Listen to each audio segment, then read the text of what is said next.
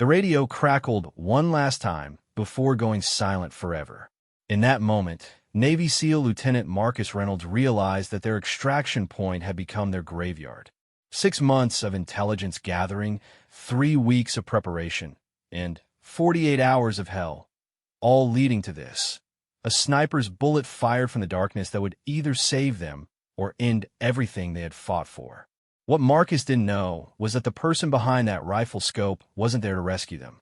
She was there to finish what someone else had started, carrying secrets that would shake the very foundation of their mission and force him to question everything he thought he knew about loyalty, betrayal, and the thin line between salvation and destruction. Some bullets are meant to kill. Others are meant to reveal the truth. This one to do both. The desert heat pressed down like a heavy blanket as Marcus Reynolds adjusted his position behind the crumbling concrete wall. Sweat mixed with dust and grime on his face, creating muddy streaks that had become as familiar as breathing over the past 6 months. The compound ahead looked quiet, almost peaceful in the late afternoon sun. But Marcus knew better than to trust appearances. In this business, peaceful usually meant deadly. His team of 4 SEALs had been tracking this particular cell of arms dealers for weeks, following a trail of weapons shipments that led from the ports of Eastern Europe all the way to this forgotten corner of Afghanistan. The intelligence suggested that tonight would be their biggest opportunity to capture Hassan al-Mahmoud, a man whose network had been responsible for supplying weapons to at least 3 different terrorist organizations. The kind of man whose capture could save hundreds of lives and provide intelligence that might prevent future attacks. Delta 6, this is Alpha 1. We have eyes on target location. Confirm your position, Marcus whispered into his radio, his voice barely audible even to himself. The response came back immediately from his spotter, Petty Officer Jake Morrison, positioned on a ridge about 300 meters to the east. Alpha 1, Delta 6. I count 12 tangos moving around the compound.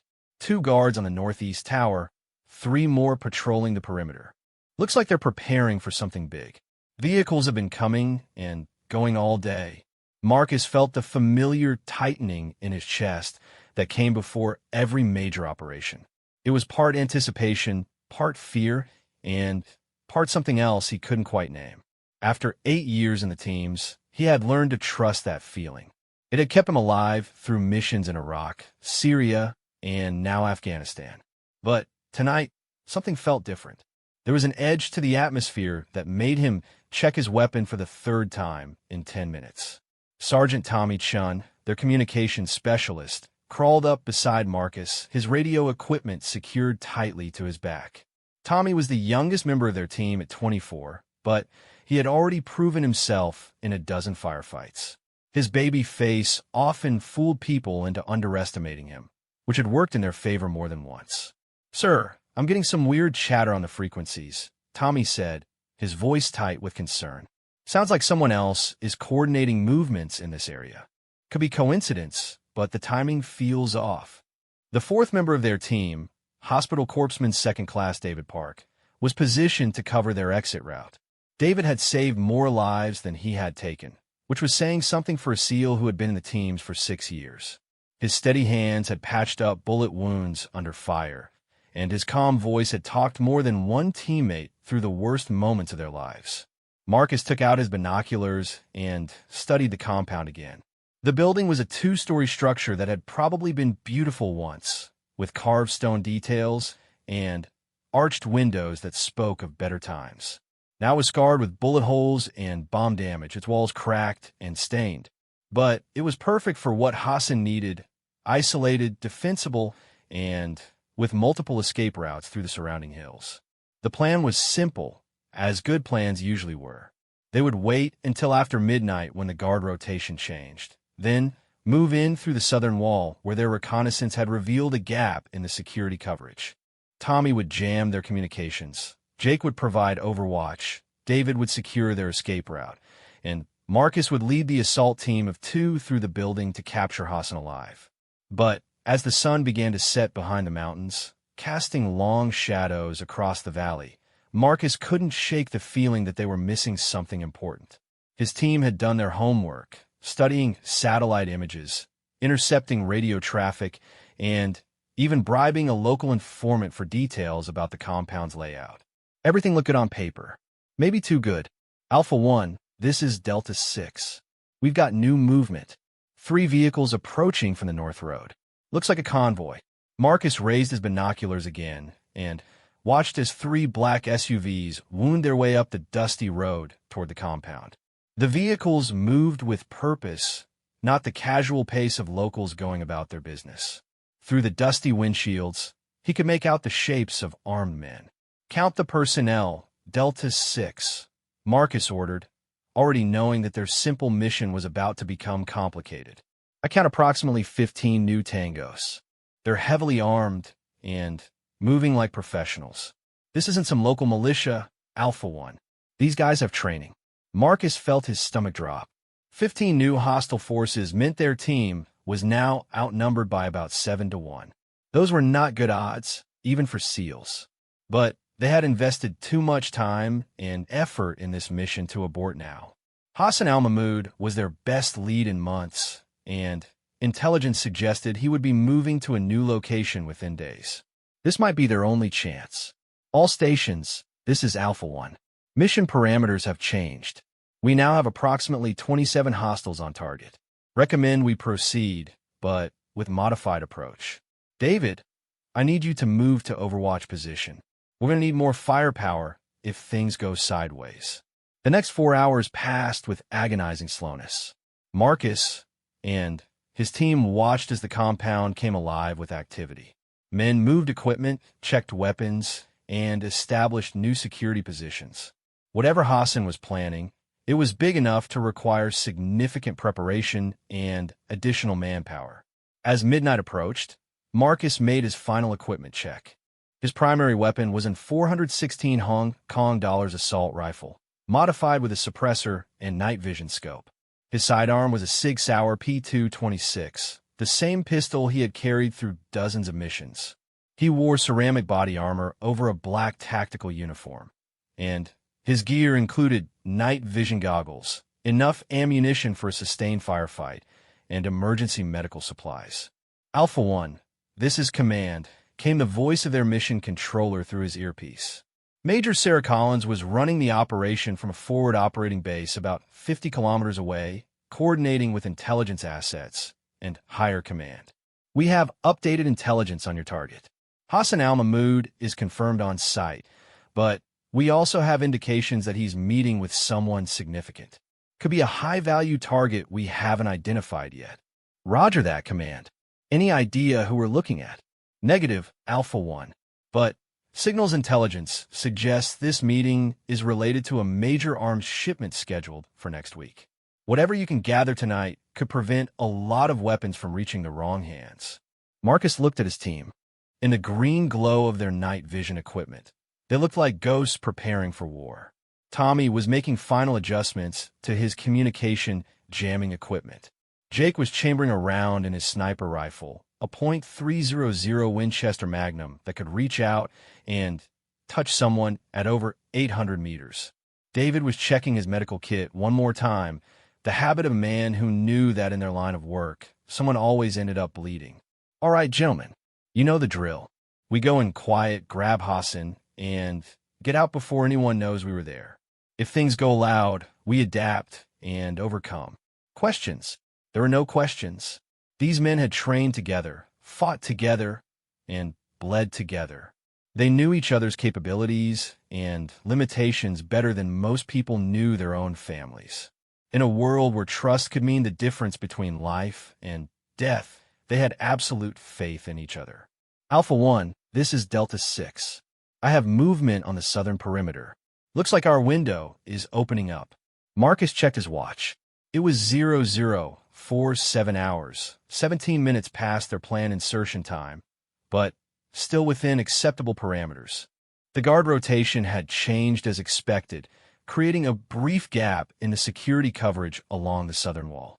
"All stations, this is Alpha 1. We are moving to Phase 2. Execute, execute, execute." Marcus and Tommy began their approach to the compound, moving through the darkness like shadows within shadows. Their night vision equipment turned the world into a green-tinted landscape of highlights and deep shadows, but they had trained in these conditions so many times that it felt natural. The southern wall was exactly as their intelligence had described it, a section where a previous explosion had created a gap just large enough for a man to squeeze through. But as Marcus approached the wall, he noticed something that made him freeze. Fresh tire tracks in the dust, leading from the gap to a position behind a nearby boulder. Someone else had been using this route, and recently, he signaled for Tommy to halt and study the tracks more carefully. They were from a motorcycle, probably something fast and maneuverable. The kind of vehicle someone would use if they needed to get in and out of an area quickly, but who would be coming and going from this compound on a motorcycle. Delta 6, this is Alpha 1. Can you see any motorcycle tracks from your position? Negative, Alpha 1. But I did see a bike parked behind the main building earlier today. Thought it belonged to one of the guards. Marcus felt that familiar tightening in his chest again. Something was definitely wrong, but he couldn't put his finger on what it was. The tracks could be innocent. Maybe one of Hassan's men had gone out for supplies or to deliver a message. But in his experience, innocent explanations were usually the wrong explanations. All stations continue mission. Maintain heightened awareness. Marcus squeezed through the gap in the wall, Tommy close behind him. They were now inside the compound's perimeter in enemy territory. Every shadow could hide a guard. Every sound could trigger an alarm. Every step could be their last. The main building loomed ahead of them, its dark windows like empty eye sockets in the green glow of their night vision. According to their intelligence, Hassan would be on the second floor, in what had once been the master bedroom of the house. The room had been converted into an office and meeting space with reinforced walls and only one entrance. Marcus and Tommy moved along the outer wall of the building, staying in the shadows and listening for any sign that they had been detected. The compound was quieter now, with most of Hassan's men settled into their guard positions or sleeping in the outbuildings. As they approached the main entrance to the building, Marcus spotted the motorcycle Jake had mentioned. It was parked behind the building, partially hidden by a stack of wooden crates. But something about it caught his attention. The bike was still warm. He could see the heat signature through his night vision equipment. Someone had ridden that motorcycle very recently. Tommy, cover me. I want to check something. Marcus moved to the motorcycle and examined it more closely. It was a Yamaha dirt bike, black and well-maintained. The kind of machine that could navigate the rough terrain around the compound with ease. But what really interested him was what he found in the cargo compartment, a rifle case. The case was empty, but it was sized for a precision rifle, a sniper's weapon. Marcus felt a chill that had nothing to do with the desert night air. Someone with a sniper rifle had recently arrived at the compound, and that someone wasn't part of Hassan's regular security team. Alpha 1, this is Delta 6. About movement on the second floor of the main building. Looks like someone just turned on a light. Marcus looked up at the building and saw the faint glow from one of the second floor windows. Their target was awake and active, but now Marcus had to wonder if Hassan was the only one waiting for them upstairs. Delta 6, can you get a visual on the second floor? I need to know how many people we're dealing with. Stand by, Alpha 1. Adjusting position for better angle. While Jake moved to get a better view, Marcus and Tommy prepared to enter the building. The front door was secured with a simple deadbolt, enough to keep out casual intruders, but nothing that would stop a determined professional. Tommy produced a set of lockpicks and had the door open in less than 30 seconds. The interior of the building was dark and smelled of cigarette smoke, cooking spices, and something else Marcus couldn't identify. They moved through the ground floor quickly but carefully, clearing each room and checking for booby traps. The building seemed to be exactly what their intelligence had described, a converted residence being used as a meeting place and temporary headquarters. Alpha 1, this is Delta 6. I have visual on the second floor. I count 3 individuals in what appears to be an office or meeting room. 2 appear to be Hassan's security, One appears to be Hassan himself. But I'm also seeing heat signatures that suggest at least one more person on the second floor, possibly in a different room. Marcus stopped at the bottom of the staircase leading to the second floor. For people upstairs instead of the 3 they had planned for. And one of them might be armed with a precision rifle. The mission parameters had changed again, and not in their favor. Tommy, we're going up. Stay sharp, and watch for crossfire. The staircase was narrow and creaked with each step, despite their efforts to move quietly. Marcus could hear voices from the second floor, men speaking in Arabic, their conversation animated but not alarmed. They didn't know they had company yet. At the top of the stairs, Marcus could see light coming from under a door at the end of the hallway. That would be Hassan's office. But there was another door halfway down the hall, and it was slightly open. That was where their unknown 4th person would be waiting. Marcus signaled for Tommy to take the office while he checked the other room. They would need to move simultaneously to prevent either group from alerting the other. It was a risky play, but they were committed now. Marcus approached the partially open door and listened. He could hear the sound of someone breathing, slow and controlled. The breathing of someone who was awake and alert, possibly watching something or someone. He took a deep breath and prepared to enter the room. But just as he reached for the door handle, everything went wrong at once. The lights in the hallway suddenly came on, blinding Marcus through his night vision equipment. An alarm began to sound somewhere in the building, and from the office at the end of the hall came the sound of shouting and gunfire. Marcus ripped off his night vision goggles and kicked open the door to the unknown room, his rifle ready to engage whatever threat was waiting for him. But what he saw inside made him hesitate for just a moment. A woman was crouched by the window, a precision rifle in her hands, its barrel pointed not at Marcus but out the window toward the hills beyond the compound. She turned to look at him, and in the split second before everything exploded into chaos, Marcus saw something in her eyes that he would remember for the rest of his life. She wasn't surprised to see him. She had been waiting for him. The woman's rifle swung toward Marcus with practiced precision, but instead of firing, she spoke a single word that changed everything. Duck. Marcus's training kicked in before his mind could process what was happening. He dropped to the floor just as the window behind the woman exploded inward, showering the room with glass and concrete fragments. A sniper's bullet had been aimed at the exact spot where his head had been a moment before. There are 3 shooters on the ridge line, the woman said, working the bolt of her rifle and chambering another round. Your overwatch position has been compromised. Your man Jake is pinned down and taking fire. Marcus rolled behind a concrete pillar and tried to make sense of the situation. The woman was speaking English with a slight accent he couldn't place. She knew about Jake's position. She had just saved his life. And she was clearly not part of Hassan's security team. Who are you? Marcus demanded, keeping his rifle trained on her, while simultaneously trying to watch for threats from the hallway. Someone who wants Hassan alive just as much as you do, she replied, taking him out the window.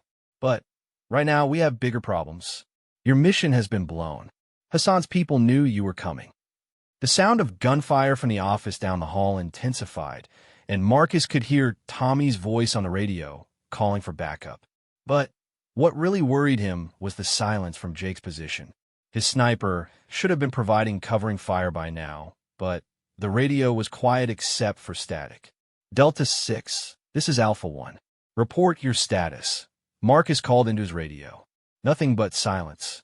The woman fired her rifle, and through the broken window, Marcus could see the muzzle flash of one of the enemy snipers wink out. That's one down, she said, working the bolt again. Your friend Jake is alive, but he's trapped behind some rocks about 50 meters downhill from his original position. The other 2 snipers have him bracketed. Marcus had to make a decision. He could treat this woman as a hostile and try to capture or eliminate her, but she had already proven that she could have killed him and chose not to. She had information about his team's situation that could save lives. And right now, his team needed all the help they could get. What's your name? He asked. Elena, she replied, taking another shot. Elena Kozlova.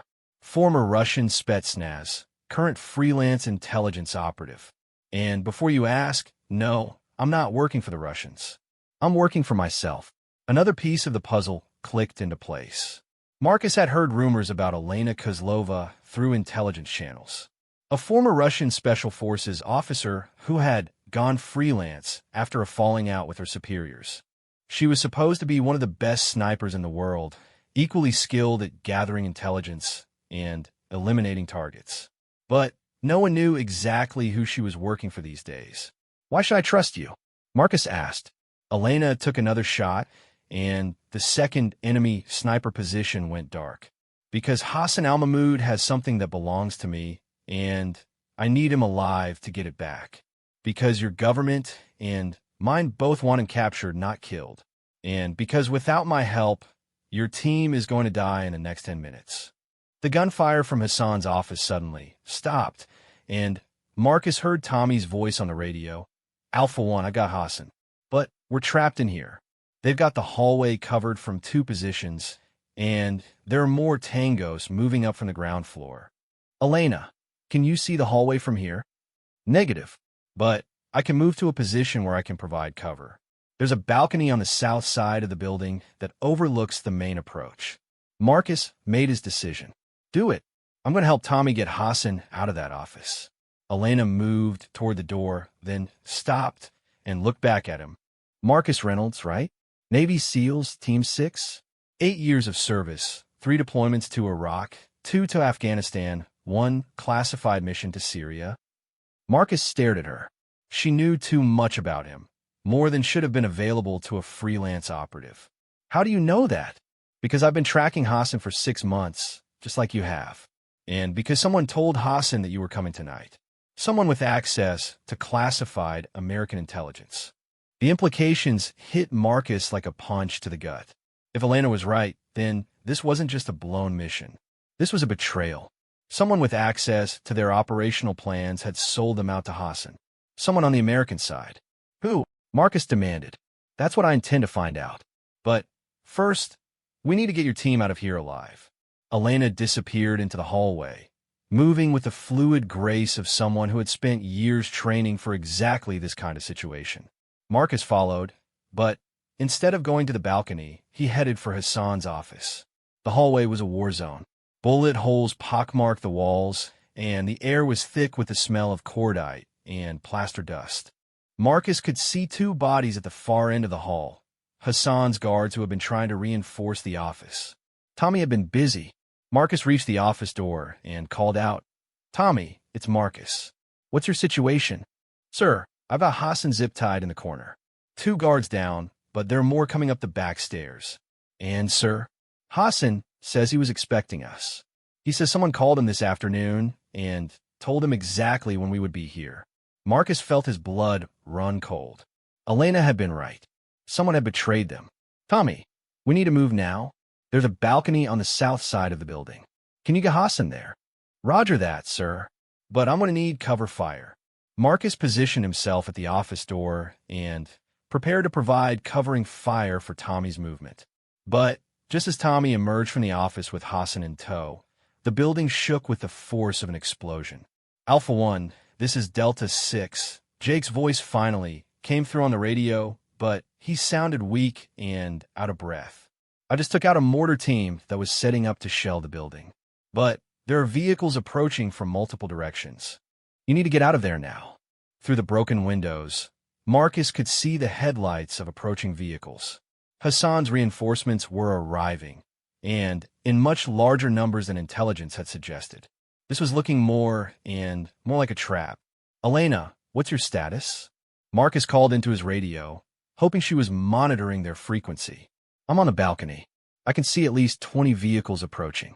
Looks like a full company of fighters, maybe more. You need an extraction plan, and you need it now." Marcus had to think fast.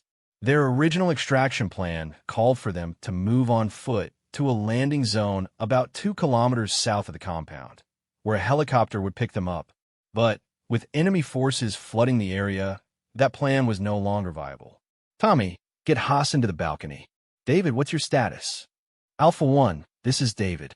I'm at the original extraction point, but it's compromised. I count at least 3 enemy squads moving to surround the compound. We need a new plan. Marcus looked at Hassan al-Mahmoud, a thin man in his 50s with graying hair and intelligent eyes. Despite being zip-tied and held at gunpoint, Hassan didn't look particularly worried. In fact, he almost looked amused. "You are Marcus Reynolds," Hassan said in accented English. "The famous Navy SEAL. I have heard much about you." "Save it," Marcus replied. "You're coming with us." "Am I?" Hassan smiled. "I think perhaps you do not understand your situation. You are surrounded by over 100 of my men. Your extraction point is compromised. Your mission has been betrayed by someone in your own government. What makes you think you will leave here alive?" Marcus wanted to hit the man, but Hassan was right about one thing.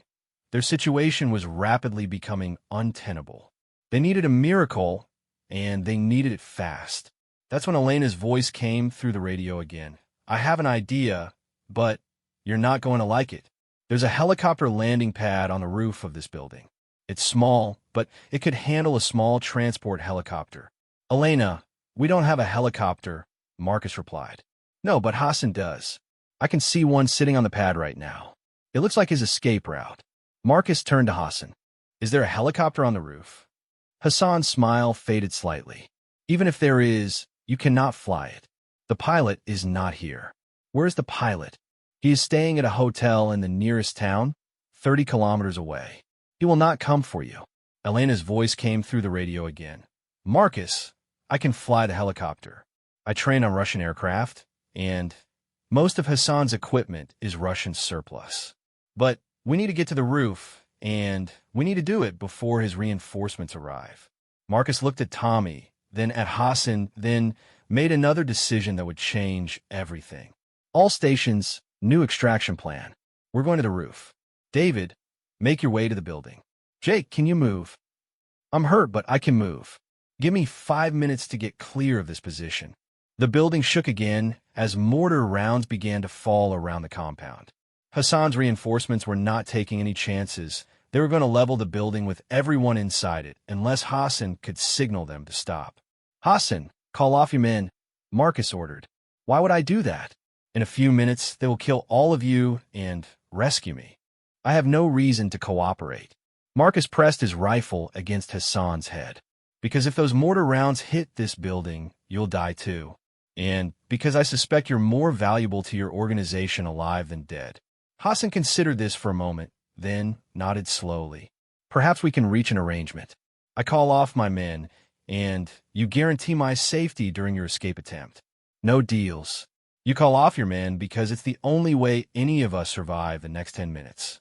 Hassan looked around the office, taking in the bullet holes, the broken windows, and the determined expressions on the faces of the American Special Forces operators. Finally, he reached for a radio on his belt. He spoke rapidly in Arabic, and within moments, the mortar fire stopped. But Marcus could still hear the sound of vehicles surrounding the building and men taking up positions around the compound. "There," Hassan said. "I have bought you some time, but not much. My men will storm the building in 15 minutes if they do not hear from me again. Then we better move fast. Tommy, let's go." They made their way through the building toward the staircase that led to the roof, Elena providing covering fire from the balcony whenever Hassan's men tried to advance. But as they climbed toward the roof access, Marcus couldn't shake the feeling that they were walking into another trap. The roof access door was locked, but Tommy made quick work of it with a small explosive charge. They emerged onto the flat roof of the building to find a small helicopter waiting for them. A Russian-made Me-Too, old but well-maintained. Elena was right behind them, her rifle slung over her shoulder and a grim expression on her face. "This is going to be tight," she said, examining the helicopter. "It's designed for 4 people, and we have 6. Can you fly it?" Marcus asked. "Yes, but we're going to be overloaded, and the fuel gauge shows less than half a tank. We can make it about 50 kilometers before we have to set down." "Jake, David, what's your status?" "Alpha 1, this is Jake. I'm moving toward the building, but slowly. I took some shrapnel in my leg." "Alpha 1, this is David. I'm at the base of the building, but There are tangos everywhere. I can't get to the roof access without a fight. Marcus looked at the helicopter, then at Hassan, then at Elena. Too many people, not enough fuel, and enemy forces closing in from all directions. It was shaping up to be a perfect disaster. Elena, can this thing carry all of us? Not safely. We'd be lucky to get airborne, and we definitely couldn't outrun any pursuit aircraft. Then, we make a choice. Hassan comes with us, along with the essential personnel. Everyone else finds another way out. Tommy stepped forward. Sir, I'll stay behind. Give me Hassan's radio, and I can buy you some time by pretending to be him. Negative, Tommy. We all go home together. With respect, sir, that's not going to happen. This helicopter can carry 4 people safely. You, Elena, Hassan, and either Jake or David. The rest of us find another way out. Marcus hated the logic of it, but Tommy was right.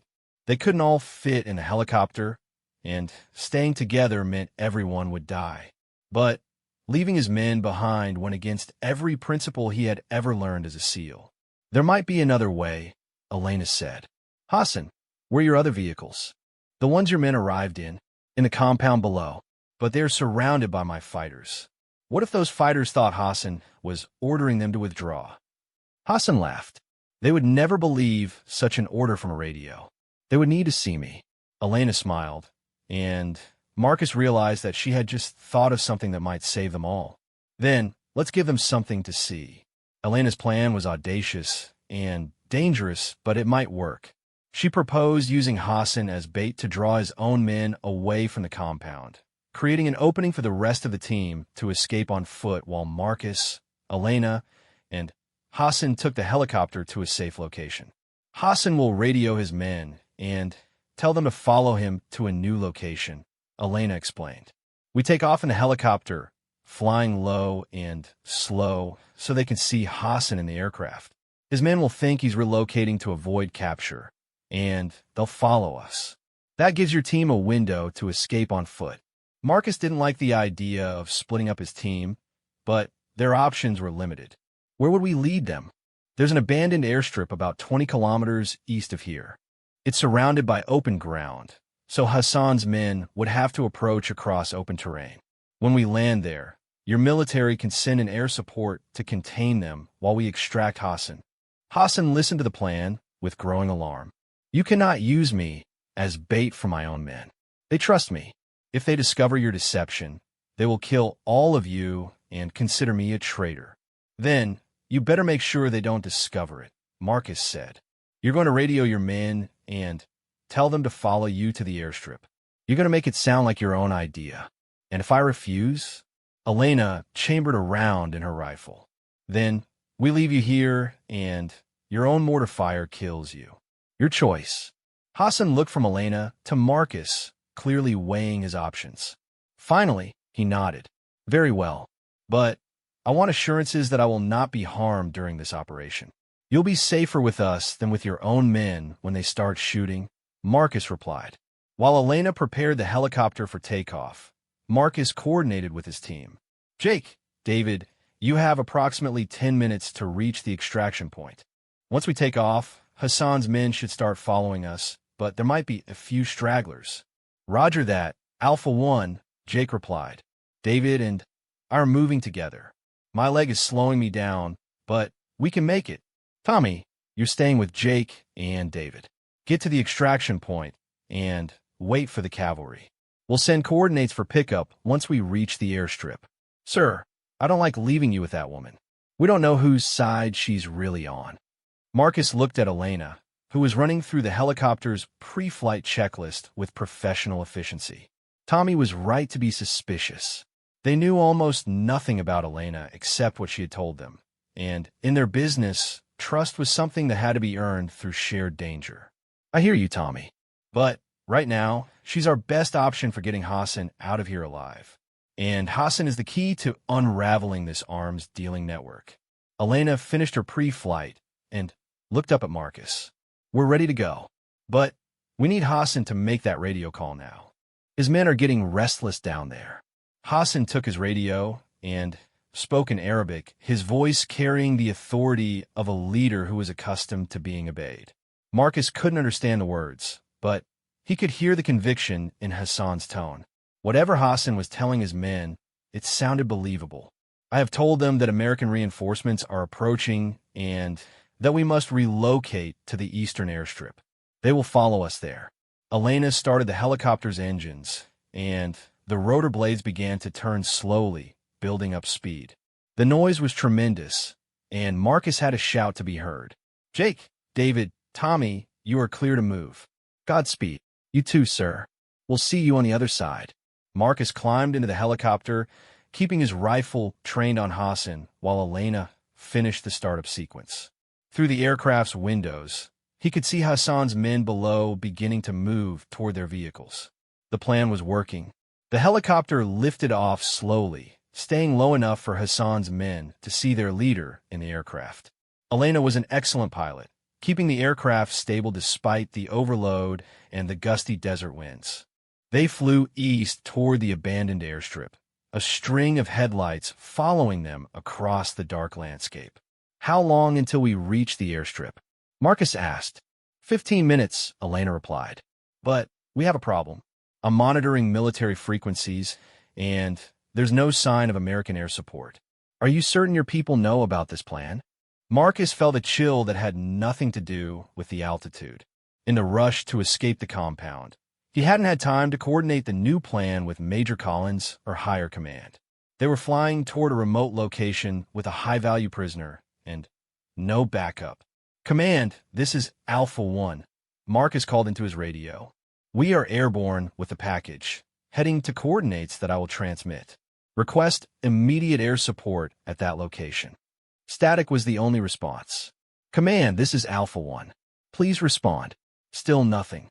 Either they were out of radio range, or something was wrong with their communications. Marcus tried his satellite communicator, but it wasn't getting a signal either. "Elena, are you monitoring any American military frequencies?" "Yes, but they're all encrypted. I can hear traffic, but I can't decode it." She paused, concentrating on something coming through her headset. "Wait, I'm picking up something on an open channel. Someone is broadcasting coordinates." Marcus listened as Elena switched the radio to the frequency she had found. A voice was reading off a string of numbers in English coordinates for a location in their operational area.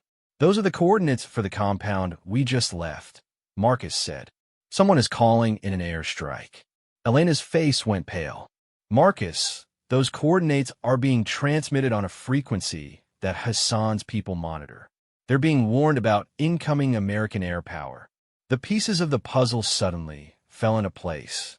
Someone on the American side was not only betraying their mission plans to Hassan, they were actively protecting him. The airstrike warning would give Hassan's remaining men time to evacuate the compound before American aircraft arrived.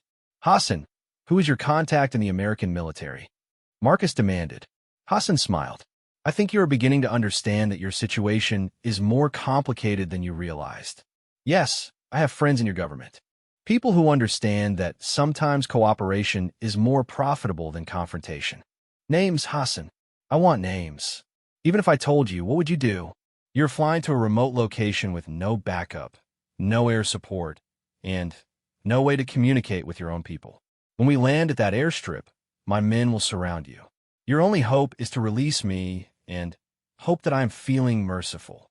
Elena was listening to the conversation while flying the helicopter, but Marcus could see that she was also monitoring multiple radio frequencies.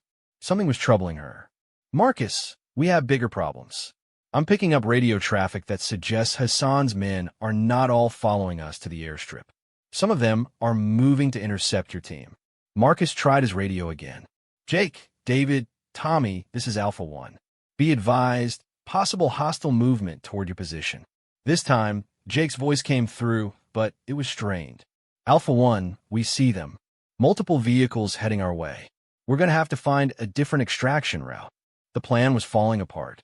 Marcus's team was being hunted, their communications with command were down, and they were flying toward what was beginning to look like another trap. But they had Hassan, and Hassan was the key to everything. "Elena, Is there anywhere else we can land?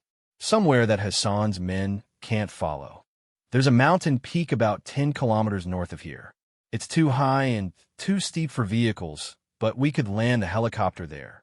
Hassan's men would just surround the base of the mountain and wait for us to come down. Maybe, but it would give us time to re-establish communications and call for help. Marcus was about to agree when Hassan spoke up. There is another option, one that might save all of our lives. I am listening. My contact in your government, he is not the only one. There are others, and they have been planning something that will affect both of our operations. Something that involves a weapons shipment that is supposed to arrive tomorrow night. Elena looked back at Marcus. The arms shipment that intelligence mentioned. The one your mission was supposed to disrupt. What about it? Marcus asked. It is not what your intelligence believes it to be, Hassan said. The weapons are real, but they're not going to terrorists. They're going to your own CIA as part of a covert operation that your Navy SEALs are not supposed to know about. Marcus felt like he had been punched in the gut. If Hassan was telling the truth, then their entire mission had been based on false intelligence. They hadn't been sent to capture an arms dealer. They had been sent to disrupt an American intelligence operation. You're lying. Am I? Then, why has your communication with command been cut off? Why were my men warned about your mission? Why is there no air support waiting for you at the airstrip? Elena was monitoring the radio frequencies again. Marcus, I'm picking up more chatter. It sounds like Hassan's men are coordinating with someone who's giving them updates on American military positions. Someone with real-time intelligence. That someone is my contact, Hassan said. And right now, he is probably arranging for your entire team to be eliminated to protect the weapons shipment. Marcus had to make another impossible decision. Trust Hassan, a known arms dealer and terrorist supporter, or continue with a mission that might have been compromised from the beginning by someone on his own side. Elena, take us to that mountain peak. Marcus, if Hassan is telling the truth, then landing there just delays the inevitable. We need to find out who the mole is and expose them. How do we do that? Hassan leaned forward. I propose a trade. I will give you the identity of my American contact and evidence of the weapons transfer. In exchange, you guarantee my safe passage out of Afghanistan. I don't make deals with terrorists. Even to save your own team's lives? Even to expose traitors in your own government. Marcus looked out the helicopter's window at the lights of Hassan's vehicles following them across the desert. His team was somewhere out there, being hunted by forces that should have been their allies. The mission had been compromised, their communications were down, and they were flying toward an unknown fate. What kind of evidence? Marcus asked. Bank records, communication logs, video recordings of meetings. Everything your investigators would need to trace the conspiracy. Elena was still flying toward the mountain, but she was listening to the conversation. Marcus, there's something else you should know. When I was researching Hassan's organization, I found evidence of American involvement. Someone has been paying Hassan's group through a series of offshore accounts that trace back to American intelligence sources. You've known about this and didn't tell me. I wasn't certain until tonight. But Hassan's cooperation with someone in your government explains a lot about why his organization has been so successful at avoiding capture. The helicopter was approaching the mountain peak Elena had identified. It was a barren, rocky summit surrounded by steep cliffs. They could land there, but it would be a temporary refuge at best. Hassan, if I accept your deal, how do I know you won't just have your men kill us once we land? Because my men do not know about my arrangement with the Americans.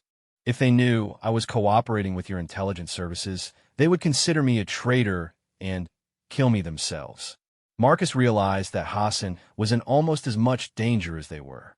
If his own men discovered his connection to American intelligence, they would execute him. And if the American mole decided Hassan was too much of a liability, they would eliminate him as well. Elena, change course. We're going back to the compound. Marcus, that's suicide.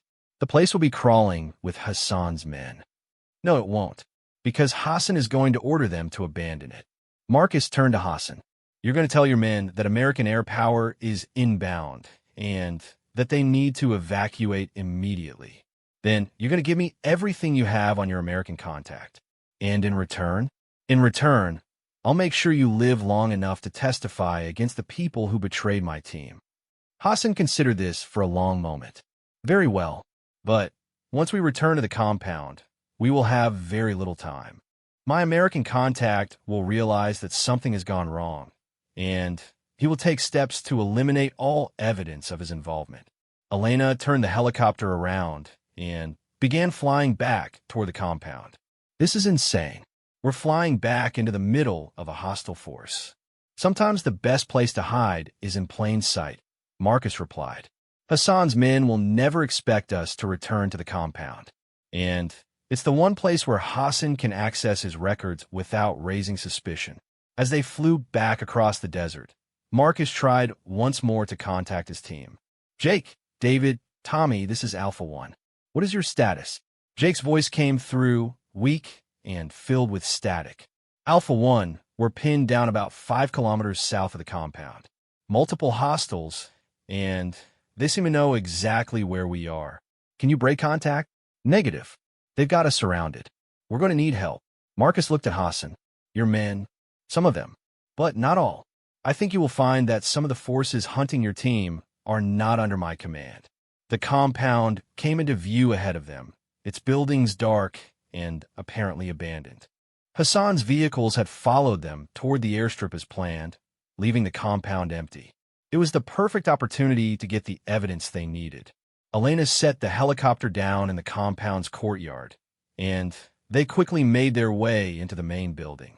Hassan led them to a hidden room behind his office, where he had stored records of his various operations. Everything is here, Hassan said, opening a safe and removing several files and computer drives. Bank records showing payments from American accounts.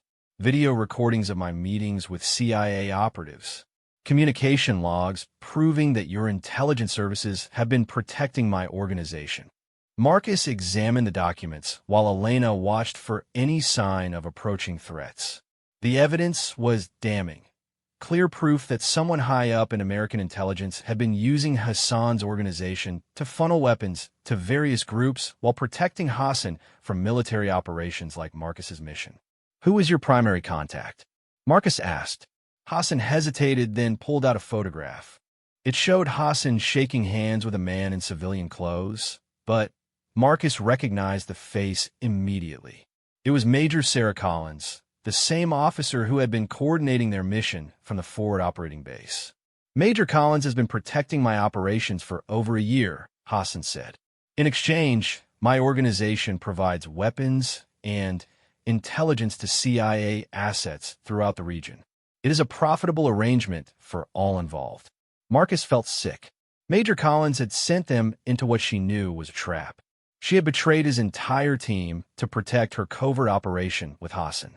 Elena, we need to get this evidence to people we can trust. But first, we need to save my team. Marcus, look at this, Elena said, pointing to one of the communication log Hassan had provided. Major Collins has been in contact with Hassan's men throughout the evening. She's been directing them to your team's position. The radio crackled to life, and Jake's voice came through, now filled with desperation. Alpha One, they're closing in on our position. We're almost out of ammunition, and there's no cover. We need immediate extraction. Marcus grabbed the radio. Jake, hold your position. Help is on the way. But even as he said it, Marcus knew that help was not coming. Major Collins would make sure that no official rescue operation was launched. His team was on their own, and their only hope was a former Russian Special Forces operative who might have her own agenda, and an arms dealer who had been betraying them for months. Hassan, call your men off. Tell them to withdraw from my team's position. I cannot do that without raising suspicion. My men believe they are following my orders to eliminate American Special Forces. If I suddenly change those orders, they will become suspicious. Elena was studying the tactical situation on a map. There might be another way. If we can get close enough to your team's position, I can provide sniper support while you extract them. In the helicopter, we'll be sitting ducks. Not in the helicopter. On foot. There's a ridge line that overlooks the area where your team is pinned down. If I can get to that ridge with my rifle, I can provide covering fire while you go in on foot to extract them. It was another desperate plan, but it might work. Marcus had to decide whether to trust Elena completely or try to save his team on his own. Hassan, you're coming with us. If this is another trap, you'll be the first one to die. Hassan nodded grimly. At this point, Major Collins is as much a threat to me as she is to you. If she decides that I know too much, she will have me eliminated along with your team. They left the compound in the helicopter, flying low through the darkness toward the coordinates where Marcus's team was trapped. Below them, they could see the muzzle flashes of an intense firefight. Jake, David, and Tommy were putting up fierce resistance, but they were outnumbered and running out of ammunition. Elena found a landing spot on the ridge line she had identified and set the helicopter down. Give me 10 minutes to get into position. Then, make your move. As Elena disappeared into the darkness with her rifle, Marcus realized that he was about to trust his team's lives to a woman he had met only hours before. But sometimes trust was the only option left when everything else had failed. Elena's voice came through Marcus's earpiece after what felt like an eternity. I'm in position. I count 15 hostiles surrounding your team's location. Most of them are Hassan's men, but I see at least 4 that don't match their gear or tactics. Professional soldiers, probably American contractors. The pieces were falling into place. Major Collins hadn't just betrayed them to Hassan. She had sent her own people to make sure Marcus's team didn't survive to expose her operation. It was a complete elimination mission disguised as a rescue gone wrong. Elena, can you identify which ones are the contractors? The 4 on the eastern perimeter. They're using American weapons and night vision equipment. They're also coordinating the attack. Looks like they're running the show, while Hassan's men provide the firepower. Marcus checked his equipment one more time. He had enough ammunition for a sustained firefight, but he would be moving through hostile territory alone while Elena provided overwatch. It was a high-risk operation with too many variables, but his team was running out of time. Hassan, you stay with the helicopter. If I don't come back in 30 minutes, you fly Elena out of here. What about our agreement? If my team dies tonight, our agreement dies with them. The evidence you gave me will find its way to people who can use it, but you'll be on your own. Hassan nodded, understanding that his fate was now tied to the success of Marcus's rescue mission.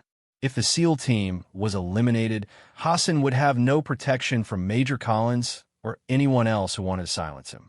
Marcus began his approach to his team's position, moving through the rocky terrain with the stealth that had been drilled into him through years of training. The landscape was treacherous in the darkness, filled with loose rocks and hidden crevices that could turn an ankle or reveal his position to enemy forces. Through his night vision equipment, Marcus could see the tactical situation clearly.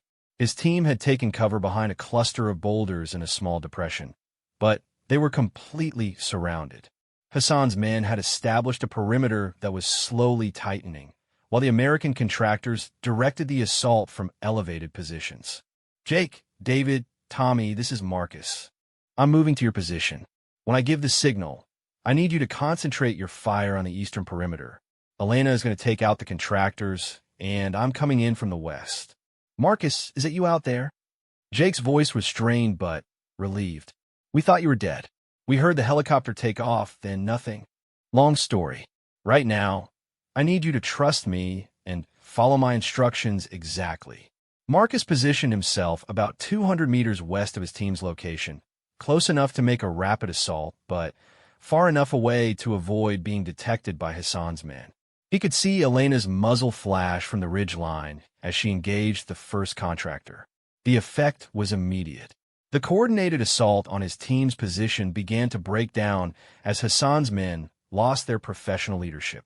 Elena was systematically eliminating the contractors who had been directing the attack, creating confusion and panic among the remaining hostile forces. Now, Jake, concentrate fire on the eastern perimeter. Marcus heard the distinctive sound of his team's weapons opening up, their disciplined fire cutting down several of Hassan's men who had been caught in the open. At the same time, Marcus began his own assault on the western perimeter, moving fast and using the darkness to mask his approach. The first hostile never knew what hit him. Marcus came up behind the man's position and eliminated him with a knife thrust to the heart, taking his AK-47 and extra ammunition. The second hostile turned at the sound of his partner falling, but Marcus's rifle coughed twice and the man dropped. Elena's voice came through his earpiece. 3 contractors down, 1 remaining. But Hassan's men are regrouping. You have maybe 2 minutes before they reorganize their assault. Marcus moved through the perimeter like a ghost, eliminating sentries and creating gaps in the hostile formation. His team heard the gunfire and understood what was happening, concentrating their own fire to support his assault. "Marcus, we see you," David's voice called out. "Coming to you from the boulder cluster." Marcus reached his team's position just as the remaining hostile forces began to pull back. Elena had eliminated the last contractor, and without professional leadership, Hassan's men were unwilling to continue the assault against determined resistance. "Everyone intact?" Marcus asked as he slid into cover beside his teammates. "Jake's hurt pretty bad," David replied, indicating the SEAL's sniper who was lying against one of the boulders, his leg wrapped in blood-soaked bandages. "Took a rifle round through the thigh. I've got the bleeding stopped, but he needs real medical attention." Tommy looked exhausted, but alert. "Sir, we've been monitoring radio traffic.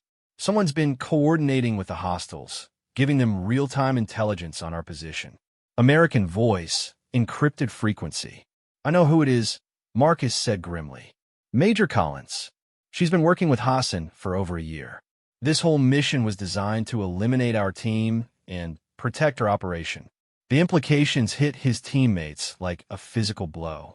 They had been betrayed by their own command structure, sent into a trap by someone who was supposed to be protecting them.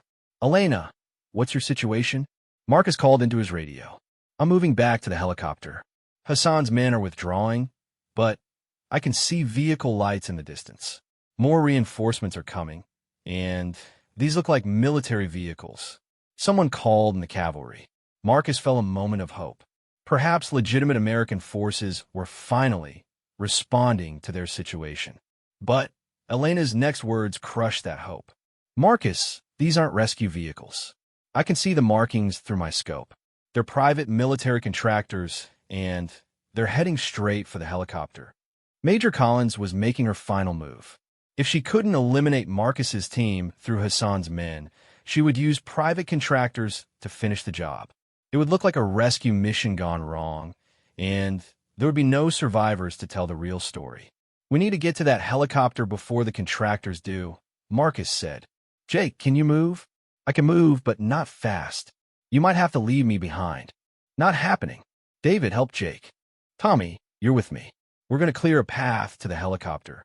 They began moving through the darkness, David supporting Jake while Marcus and Tommy took point. The terrain was difficult, and Jake's injury slowed them down, but they made steady progress toward the ridge line where Elena had left the helicopter. Elena's voice came through the radio as they climbed. "The contractors have reached the helicopter. For vehicles, approximately 16 personnel. They're setting up a perimeter around the aircraft." Marcus could see the situation for himself now. The contractors had positioned their vehicles in a defensive circle around the helicopter, with teams of armed men covering all approaches. It would be suicide to assault that position directly. "Elena, where are you?" "I'm about 300 meters south of the helicopter in the rocks. I have a clear field of fire, but there are too many of them for me to engage effectively." "Hassan, are you monitoring this frequency?" Hassan's voice came through, tense with fear. "Yes, Marcus. I can see the contractors from the helicopter. I recognize some of them. They work for the same company that Major Collins uses for her covert operations." Marcus realized that Hassan was in just as much danger as his team. The contractors wouldn't care about Major Collins' arrangement with the arms dealer. They had been sent to eliminate all witnesses to the operation. "Hassan, can you start the helicopter?" "Yes, but the contractors will shoot me the moment I try to take off. Not if we create enough of a distraction." "Elena, I need you to engage the contractors on the north side of their perimeter. Tommy and I will assault from the south. When the shooting starts, Hassan, you get that helicopter airborne." It was another desperate plan with a low probability of success, but they were out of options. The contractors would eventually mount their own assault on Marcus's position, and his team didn't have the ammunition or the stamina for a prolonged fight. David, you, and Jake find cover and stay put. This is going to get messy. Marcus and Tommy began their approach to the contractor perimeter, moving carefully through the rocks and using every piece of cover available. They could hear Elena engaging targets on the far side of the helicopter, her precision rifle taking down contractors with clinical efficiency. The return fire was immediate and intense. The contractors were well-trained professionals with military-grade equipment and communications. They coordinated their response quickly, sending teams to flank Elena's position while maintaining security around the helicopter. Marcus and Tommy opened fire from the south, their assault rifles cutting down 2 contractors who had been caught in the open. The remaining contractors took cover behind their vehicles and began returning fire, their bullets chipping rocks and sending shards of stone flying through the air. The helicopter's engine started, and Marcus could see Hassan in the pilot's seat, frantically working through the startup sequence. But the contractors had anticipated this move, and several of them concentrated their fire on the aircraft. Hassan's taking fire. Marcus called to Elena. Can you suppress the shooters on the east side? I'm trying, but they're using the vehicles for cover. I can't get a clear shot. Marcus made another split-second decision. He left his covered position and sprinted toward the helicopter, Tommy providing covering fire from behind. Bullets whined past his head as he ran, but he reached the aircraft just as Hassan completed the startup sequence. Go, go, go, Marcus shouted, diving into the helicopter as it lifted off. But instead of flying away to safety, Hassan brought the helicopter back around toward the contractor position. Your friends are still down there, he shouted over the engine noise. Marcus realized that Hassan was giving him the opportunity to extract his entire team. It was a gesture of cooperation that went far beyond their uneasy alliance. It was the act of a man who understood that some things were more important than personal survival. The helicopter swooped low over the contractor position, Marcus firing his rifle out the open door, while Hassan maneuvered the aircraft with skill and precision. Elena was still engaging targets from her position in the rocks, and Tommy was laying down, covering fire from below. David, Jake, move to the extraction point now. Marcus called into his radio. He could see his teammates moving through the rocks, David half-carrying Jake toward a small clearing where Hassan could land the helicopter. But the contractors were moving to intercept them, and it was going to be close. Elena's voice came through the radio, calm and professional despite the chaos around her. Marcus, I'm out of ammunition for the precision rifle. Switching to sidearm, but my effective range is limited. Elena, get to the extraction point. We're pulling everyone out. Marcus watched as Elena emerged from her position in the rocks, moving with the fluid grace of someone who had spent years perfecting the art of tactical movement. She was carrying her empty rifle and had drawn her sidearm, but she was still 300 meters from the extraction point. The contractors saw her moving and directed several teams to intercept her. Marcus could see that Elena wouldn't make it to the extraction point before being overwhelmed. Hassan, can you put me down near Elena's position? Too dangerous. The contractors will shoot down the helicopter. Then we go in loud and fast. One pass to pick up Elena, then back for David and Jake. Hassan nodded and brought the helicopter around in a sharp banking turn that would have impressed any military aviator. They came in low and fast, Marcus firing at the contractors who were closing in on Elena's position. Elena reached the helicopter just as it touched down, diving through the open door as bullets cracked through the air around them. Hassan immediately pulled pitch and brought the aircraft back up, banking hard to avoid the concentrated fire from below. Where are David and Jake? Elena asked, checking her equipment and reloading her sidearm. Still moving to the original extraction point, Marcus replied. We're going back for them now. But as Hassan brought the helicopter around for another approach, Marcus could see that the situation had changed. More contractor vehicles were arriving, and the original extraction point was now surrounded by hostile forces. Hassan, we need another option. There's a ravine about half a kilometer east of here. I can set down there, but your friends will have to reach it on foot. Marcus got on the radio. David, Jake, change of plans. New extraction point is half a click east of your position in the ravine. You'll see our lights. Roger that, Marcus. Jake's condition is deteriorating, but we can make it. As they flew toward the new extraction point, Elena was monitoring radio frequencies on her equipment. Marcus, I'm picking up communication between the contractors and someone at a command center. They're requesting immediate air support. Air support from who? Unknown, but whoever it is has access to military aircraft. We might be looking at Apache helicopters or fixed-wing attack aircraft. Marcus felt the walls closing in around them. Major Collins had escalated the situation beyond simple ground operations. She was prepared to use military assets to eliminate all witnesses to her operation, including Hassan and his evidence. Hassan, how much fuel do we have left? Perhaps 20 minutes of flight time. Enough to pick up your friends and reach the border, but not enough to outrun military aircraft. Elena was still monitoring radio traffic. Marcus, there's something else. I'm hearing coordination between the contractors and Afghan government forces. It sounds like Major Collins has convinced the local authorities that we're conducting an unauthorized operation on their territory. The full scope of Major Collins's plan was becoming clear. She had not only betrayed Marcus's mission, she had arranged for Afghan forces to eliminate them as foreign operatives conducting illegal activities. It would be the perfect cover story, explaining why an American SEAL team had been killed in a firefight with legitimate security forces. We need to get word to people we can trust, Marcus said. Someone who can expose what Collins is doing. Who do we trust? Elena asked. If Collins can manipulate mission intelligence and coordinate with private contractors, she has significant influence within your command structure. It was a good question. Marcus tried to think of someone in the chain of command who would be both trustworthy and powerful enough to take action against Major Collins.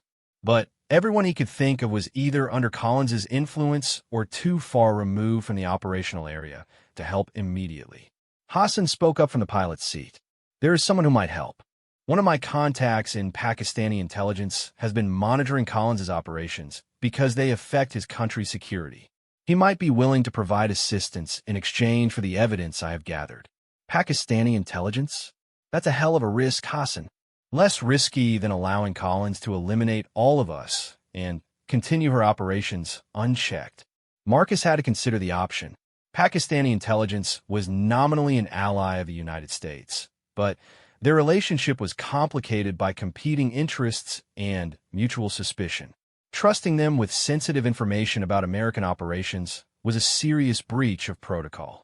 But protocol had gone out the window the moment Major Collins decided to eliminate an entire SEAL team to protect her covert operation. What kind of help could they provide? Safe passage to a secure location where we can transmit the evidence to appropriate authorities. Possibly even protection until the matter is resolved. Elena looked at Marcus. It might be our only option, but once we cross into Pakistani territory, there's no going back.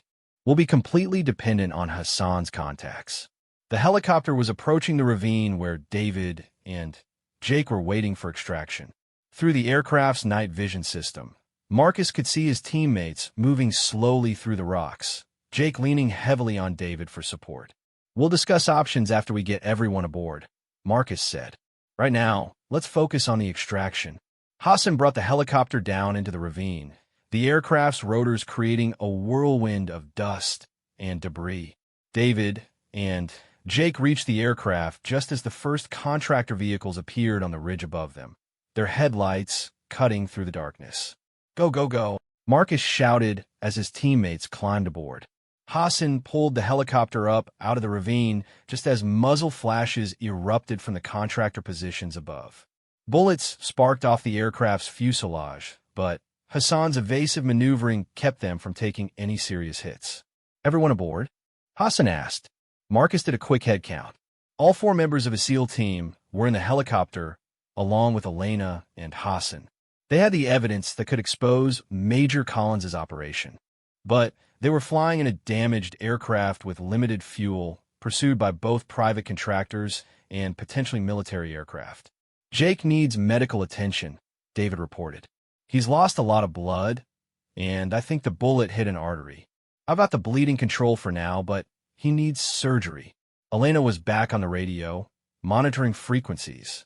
I'm picking up helicopter rotors. Multiple aircraft approaching from the west. These sound like military helicopters. Through the helicopter's windows, Marcus could see lights in the distance. The distinctive formation flight pattern of military aircraft conducting a search and destroy mission. Hassan, whatever contact you have in Pakistani intelligence, we need to reach them now. Hassan was already adjusting their flight path toward the Pakistani border. There's a crossing point about 15 kilometers ahead.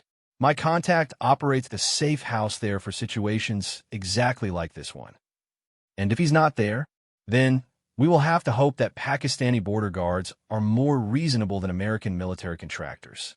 Elena continued monitoring radio traffic.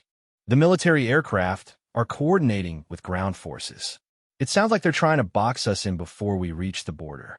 Marcus looked out at the darkness, rushing past the helicopter's windows. Somewhere out there, Major Collins was orchestrating an operation designed to eliminate everyone who could expose her betrayal.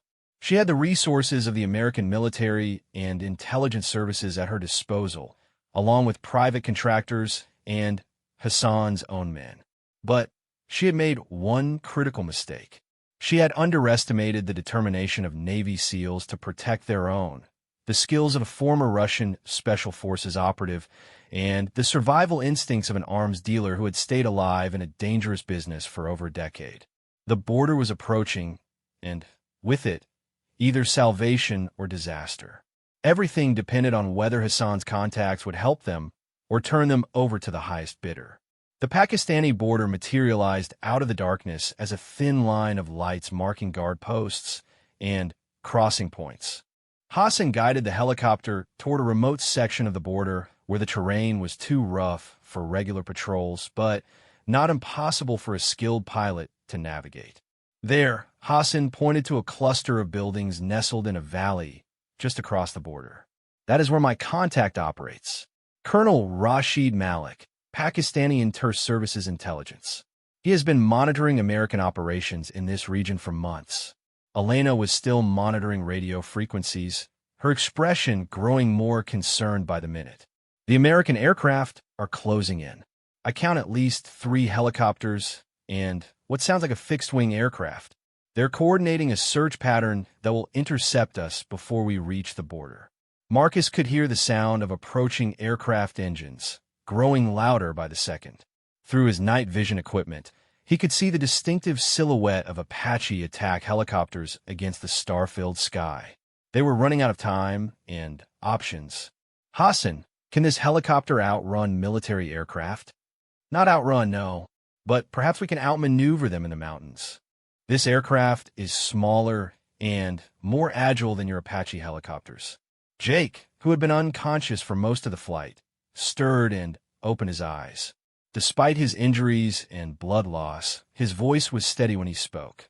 Marcus, those Apaches have thermal imaging and targeting systems. They can track us even if we hide in the mountains. David was checking Jake's vital signs while trying to maintain pressure on his wound. Jake's right, and he needs medical attention soon, or we're going to lose him. Marcus faced the hardest decision of his military career. They could try to outrun the pursuing aircraft and hope to reach Pakistani territory before being shot down. They could attempt to hide in the mountains and wait for the pursuit to pass, but Jake might die from his injuries. Or they could surrender and hope that Major Collins will be satisfied with capturing them rather than killing them. None of the options were good. Elena made the decision for him. Hassan, take us down into that canyon ahead. I have an idea. Hassan banked the helicopter sharply and descended into a narrow canyon that wound through the mountains toward the Pakistani border. The canyon walls rose on either side of them, providing some concealment from the pursuing aircraft, but also limiting their maneuvering options. Elena, what's your plan? The canyon opens into a valley on the Pakistani side of the border. If we can reach that valley, your pursuing aircraft will be in violation of Pakistani airspace. That might give us the diplomatic protection we need. Tommy, who had been quiet during most of the flight, spoke up. What about Colonel Malik? How do we know he won't just turn us over to the Americans? Hassan answered while navigating through the treacherous canyon. Because Colonel Malik has his own reasons for wanting Major Collins exposed. Her operations have been destabilizing the region and interfering with Pakistani intelligence activities. He views her as a rogue agent who needs to be stopped. The sound of the pursuing aircraft was growing louder, echoing off the canyon walls. Marcus could see searchlights probing into the canyon behind them, the beams of light dancing across the rocky walls as the Apache helicopters try to locate their position.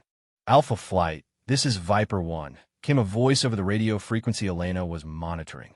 Target is in the canyon system, heading toward the Pakistani border. Request permission to engage. Marcus felt his blood run cold. The Apache crews had been given authorization to shoot down their helicopter. Major Collins was prepared.